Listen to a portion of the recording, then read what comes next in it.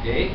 Iiwasan naman natin siyang ipa-close kasi pag straight yan, the more you close it, the more nabubuka. Oh.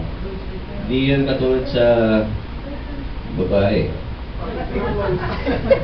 Na-close, close. Nakabuka. Okay, okay. Ito yan ha. X nyo lang ganito guys. Ganyan. Okay. Yung isang part, pag ganito.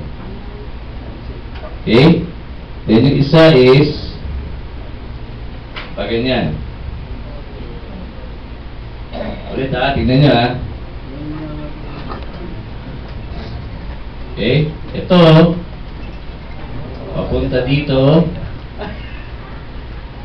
Okay. Ito, pabalik kung saan siya nanggaling. Okay. Then, ikot nyo na sa wrist. Then, perform square na.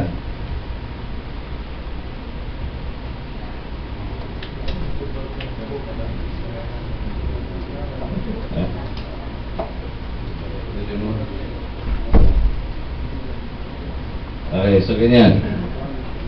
Okay, pag vertical ha. Pag vertical. Paano naman kung horizontal?